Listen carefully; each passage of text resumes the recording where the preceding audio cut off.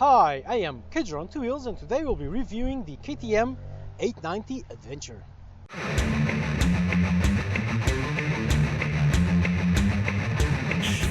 This bike has been compared to the Testride 700 very often. However, with 100 horsepower and costing a whopping 14,000 euros, this is Africa Twin territory. So which one does it compete with? The Testride 700 or the Africa Twin? Yes. What does it bring to the table? So, starting from the front, you can see that the rims are 21 at the front, 18 at the rear, with 90 width tires at the front, 150 at the rear. So, it is an off-road rim, including spokes and tube type. Off-road rim. The tires are mixed. These are like 80 road, 20 off-road, but you can always change that. Moving back, you have high-quality WPA back suspension, you have your LED headlamps, indicators, and slightly more to the back, you've got the first weird feature of this bike. The fuel tank is here. This is the fuel tank. It's not up here. This makes the seat be a lot lower, so it's a lot easier to live with this one. And the center of gravity is much lower. This is brilliant design, KTM. I like it, it's very clever. However, when you drop, this is going to impact the ground immediately. KTM says this is crash proof, so I suppose it means that if you crash, the fuel will not start leaking out immediately, but still, crash bars. You have your off-road foot pegs with rubber that you can remove to become real off-road foot pegs. You have your off-road brake lever, but then you have absolutely classic passenger foot pegs. No pillion is going to ride you off-road. So, and here on the other side you have a chain guards, which is standard. The other two have this as an extra. This will prevent if any stick or stone manages to fly up there, it's not going to make your chain jump off. So, useful for off-road. And your shift lever is of the folding type, again for off-road. So, it's an off-road machine. This doesn't look like it, but it's got good ground clearance. 23 centimeters, which is just one less than the Testride 700 and two less than the Africa Twin, and still respectable. It's also got a metal sump guard, which is a bit thicker than the Testride 700, I think. Not 100% sure, but you do have it. So, built for off-roads, but also built for roads, because on the road part, you've got a wonderful dash, colorful TFT or LED or whatever you might want to call it. Very easy to use, very informative, with cruise control, which is actually optional. You can also get optional a quick shift, a rally pack with a few bits and bobs, and what they call motor slip regulation, which is an odd thing, which if you're going downhill and it notices that the engine braking is making the rear wheel lose traction, it'll give a bit of throttle to keep it from happening. It is what it is. Cruise control and quick shifter, yes please. All the bikes have the button for cruise control, not all of them have it activated. So you have all these buttons here which control the dash. The dash has Bluetooth connectivity, which is awesome. You can control your music on your headset through the buttons on your handlebar, which is great. And connecting to the correct application, you can actually also control your calls. If you get a call, it'll appear on the dash.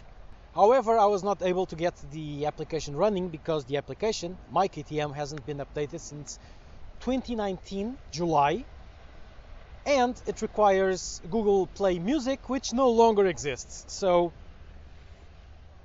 it happens to all of these kinds of applications from motorcycle and car manufacturers. They are just not good at developing apps. At least you can control the music.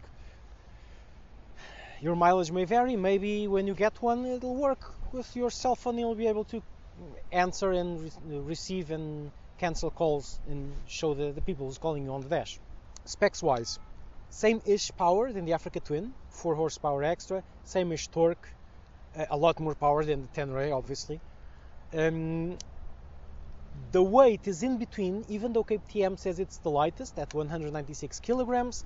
They give it as a dry weight, and the bike does not run without some oils for the engine, for the suspension, for the brakes, for your blinker fluids, and 20 liters of fuel. So with all of that, the 196 kilograms will easily reach 220 kilograms. Oops. However, remember that the Yamaha, which is supposedly 204, is also kind of a lie, because 204 I'm sure is not with a full fuel tank. So put a few extra, let's say 210. And the Africa Twin, that's 212, I think, is also not 212, because that's not a fuel tank for sure, and so it's a bit more. So this, weight-wise, sits in between, but most of the weight, most of that extra weight, is down there on the fuel. So that brings the center of gravity lower and will make the bike ride beautifully, which is really smart design. I like that. I like that silly design. I really like it. It looks weird, but it's so clever. It's also got the lower seat of the three, so it's the one that's easier to reach the ground on. It's still very thin, good for shorter riders. But you're not really here to talk about specs and look at the bike, right? You're here to see it ride, so onto the test track.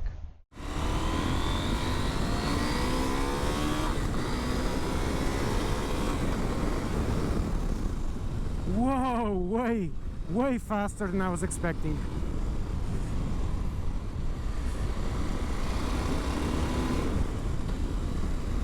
Corners like a dream and like it shouldn't.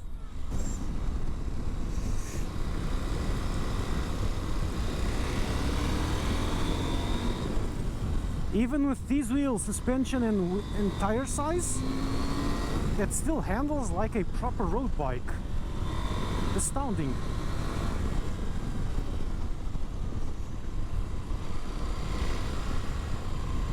Stable on corners.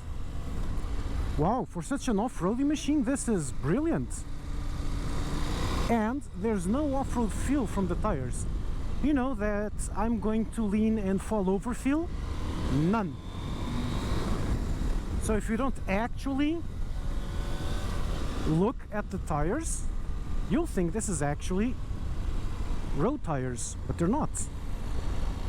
This is actually surprisingly good. It is clearly built for the off-road life, but it is also built for the on-road life. And those two are not compatible and generally end up being a bike that can do neither, really, although manufacturers tend to lean more onto the road bike that cannot really do off-road, what I used to call the fake adventure bikes. This is not a fake adventure bike, this is a proper one. This can do the off-road, as has been demonstrated online a billion times, and on-road it's a dream, really. It has all the qualities I so enjoyed about the Tenere 700s, the capability to actually do both. Look here, this is horrible pavement, and I'm just rolling with it. The seat is a bit stiff, it's very off-roady. So it is a stiff seat and thin, again, off-road part. Not uncomfortable though, road part. Any stiffer and it would be uncomfortable.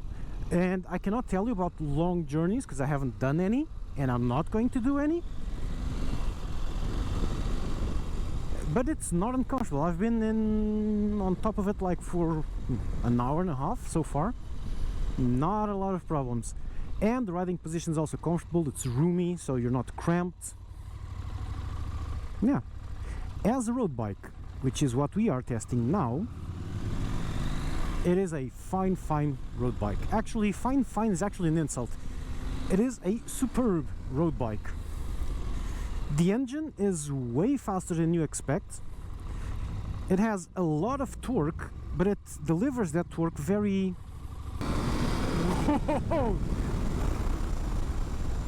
It's a bit more top heavy, the torque.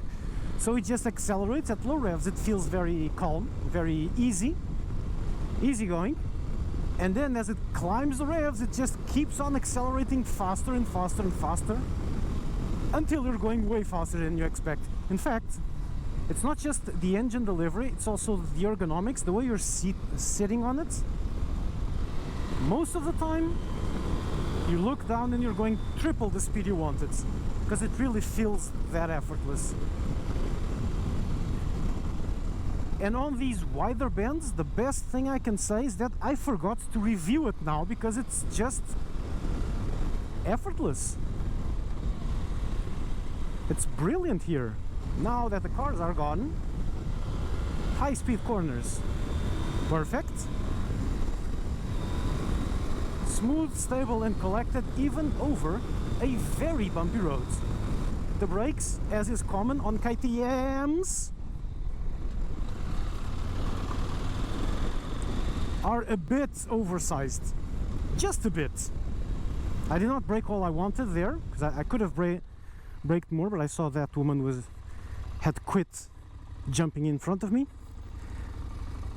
But these brakes can easily overcome the grip on the front tire. Even if you brake correctly, the ABS will still engage. So again, oversized brakes on the KTM, surprise.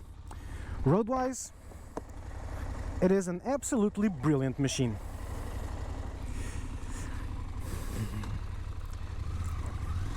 Let's try a little bit of off-road, but this is the only off-road I can do on this bike. Even sitting down, this is a lot more comfortable than I was expecting. Standing up position also works. If it really desperately needs some bar risers, this is way too low. And I'm not a tall person.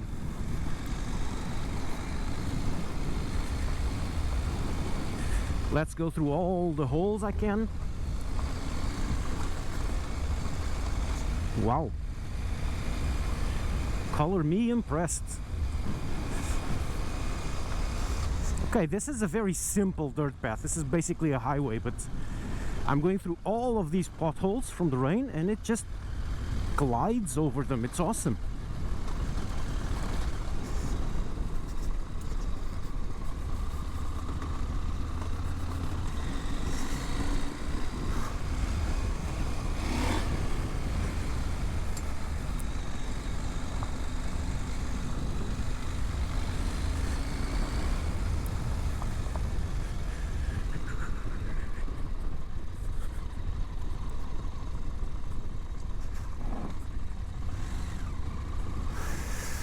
Let's go into the deeper stuff here in the middle.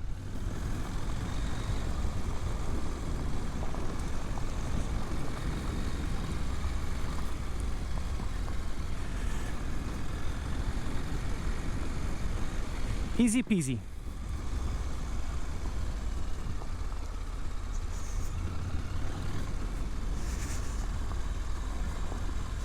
As long as I shift the weight to the rear, everything works as it's supposed to. So surprise, surprise, I guess this is an off-road machine.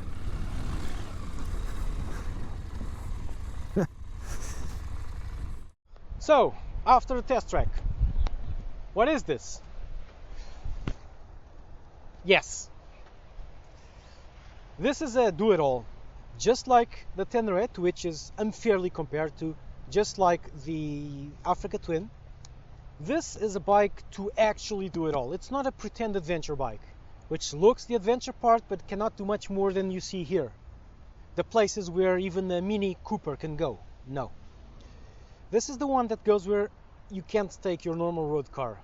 You go through the trail, a basic trail, the trail gets worse, worse and worse until you say, okay, no more, and you can go back. So you can actually explore on this.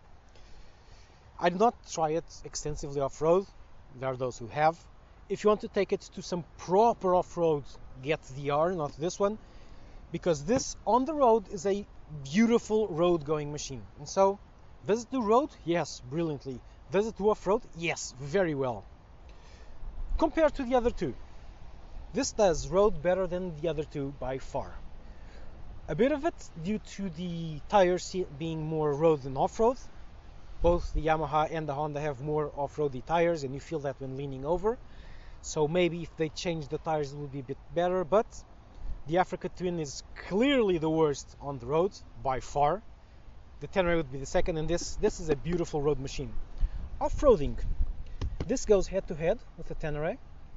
Although if you do want to go head-to-head with the Tenere, DR is better. This is nearly there. Has its positives, like the lower seat, it helps a lot. The lower center of gravity also helps a lot, but it also has its negatives, like the side stand, which is really thin and digs into the ground. It's a bit lower. It's way more expensive. Really, if I would take this off-road, the first crash would bring a tear to my eye, because that's a lot of money to be dropping around. Ouch. It seems, it looks and feels a bit flimsier. The Tenere is a bike that you look at it and you know it's built to fall. It's going to crash 20 times in a day, and it's not going to complain much unless you're really unlucky. This one, with these plastics a bit everywhere like this, when this impacts the ground, this is gonna break. So if you don't crash, this is better, but if you go off-roading, you are going to crash. So pile up on the crash bars, people. So it can go head-to-head. It'll go where the Tenere goes, generally. It is a proper adventure bike, okay? It will do, for most people, what they're most going to do will be this, a bit more, and the occasional exploring down the path that progressively gets worse. Nothing too untoward. And for that, this is a superbly comfortable bike to do that in. It will do the more gnarly stuff, yes, but you'll need experience because of the weight, but that's true to all adventure bikes. So before we had two proper adventure bikes. You had the Africa Twin, the big tourer, which could do off-road and did it fairly well, considering its weight, obviously, and the Tenere, which would do the off-road even better because it was lighter, but not so good on a longer tour, but it is what it is. And now you have a third proper adventure bike, this one, which can do the roads and can do the off-road. 3. The other ones, I'm sorry to say, are just pretend adventure bikes unless you extensively change them. This is a proper adventure bike. It's not a dual sport. It's not a bike to do off-roading on, period, alone. It's not the crazy off-road type. It's the unpaved roads, the exploring, let's see where that trail goes. It's not the, hey, let's go through the vegetation here, go up that piece over there and jump onto the road. No, it's not for that. It's to follow this road and see where it leads. And for that, absolutely brilliant bike. Expensive, yes, but it has all the gear you might want. It has your traction control, riding modes, mount for a GPS, which looks really great up here, your 12-volt charger built for off-road, your cruise control, quick shift. It has everything you might want, and it can also do off-road. So it's a do-it-all and a proper do-it-all. I am quite impressed, KTM. I am really, really impressed. So that's it. KJ Rods.